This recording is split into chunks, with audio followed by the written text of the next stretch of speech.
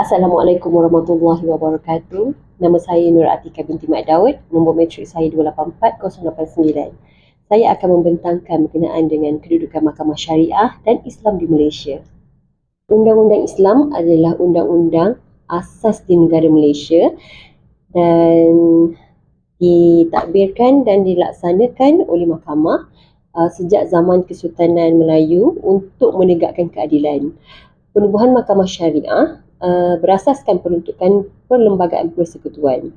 Berdasarkan peruntukan Perlembagaan Persekutuan, Badan Perundangan Negeri hanya boleh membuat undang-undang terhadap kesalahan yang menjadi kesalahan jenayah sekiranya ia dilakukan oleh orang Islam sahaja. Kedudukan Mahkamah Syariah dan Islam di Malaysia.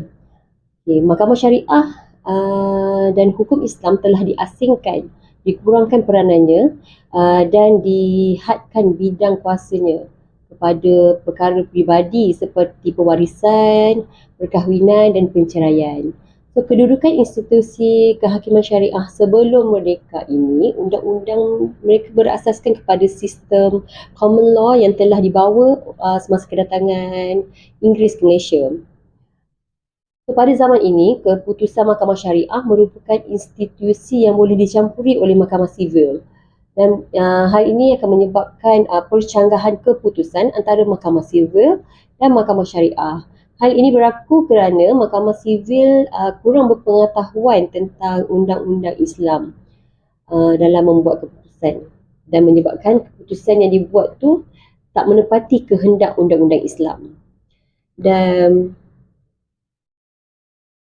kedudukan institusi kehakiman syariah selepas merdeka adalah satu perlembagaan telah disediakan oleh Suruhanjaya Red pada tahun 1956. Penubuhan Mahkamah Syariah adalah termasuk dalam bidang kuasa Dewan Perundangan Negeri. So, selepas pindaan perkara 121, Mahkamah Syariah telah diberi satu kuasa yang menyamai dengan kuasa Mahkamah Sivil. Struktur pentadbiran Mahkamah Syariah telah dikemaskini pada tahun 90-an. Beberapa langkah telah diambil oleh pihak Jabatan Hal Ehwal Agama Islam dengan menyusun semula struktur Mahkamah Syariah. Struktur baru yang berkonsepkan Treaty Hierarchy telah diwujudkan melalui Akta Pentadbiran Undang-Undang Islam Wilayah Persekutuan 1993, iaitu bermula dengan Mahkamah Rendah Syariah bawah bidang kuasa sivil dan jenayah, kemudian kepada Mahkamah Tinggi Syariah bidang kuasa asal dan rayuan, dan yang tertinggi sekali adalah Mahkamah Rayuan Syariah, mahkamah tertinggi. Melalui struktur baru yang diperkenalkan, beberapa nama jawatan turut diubah suai. Mahkamah Syariah di semua negeri diketuai oleh Hakim Syari'i di peringkat rayuan dan dibantu oleh Hakim-Hakim di Mahkamah Tinggi dan Mahkamah Rendah. Pelaksanaan Mahkamah Syariah dan Undang-Undang Islam di Malaysia. Dalam kerangka Undang-Undang Islam yang digunakan di Malaysia, Mahkamah Syariah merupakan tempat yang akan mentafsir dan memutuskan kes-kes yang menggunakan Undang-Undang Islam. Kewujudan Mahkamah Syariah adalah dari bidang kuasa negeri-negeri kecuali Mahkamah Syariah di wilayah Persekutuan Kuala Lumpur dan juga Labuan. Mahkamah Syariah juga mempunyai kuasa dalam bidang undang-undang jenayah yang berhubung dengan kesalahan-kesalahan seperti yang termaktub dalam Akta Mahkamah Syariah bidang kuasa jenayah 1965 yang memperuntukkan bahawa Mahkamah Syariah hanya boleh menjatuhkan hukuman di bawah kesalahan jenayah maksimum penjara 6 bulan atau suatu tempoh yang tidak melebihi 6 bulan atau apa-apa denda yang tidak melebihi 1,000 atau kedua-duanya sekali.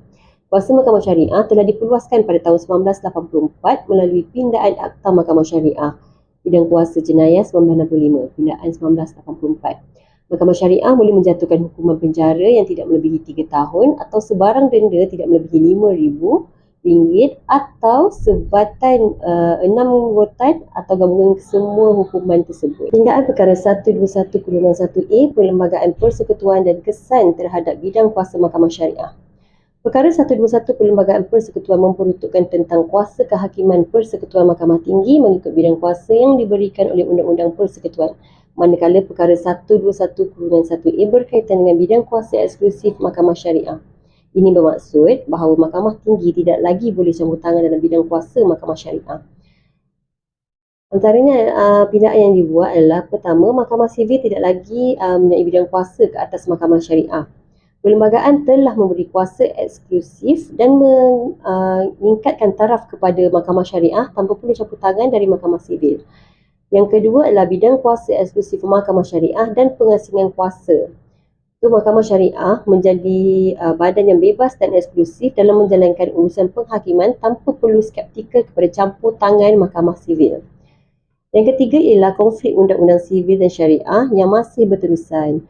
Selepas 25 tahun pindaan perlembagaan dibuat, masih terdapat keputusan daripada Mahkamah Sivil yang mencampuri kes yang berkaitan dengan orang Islam.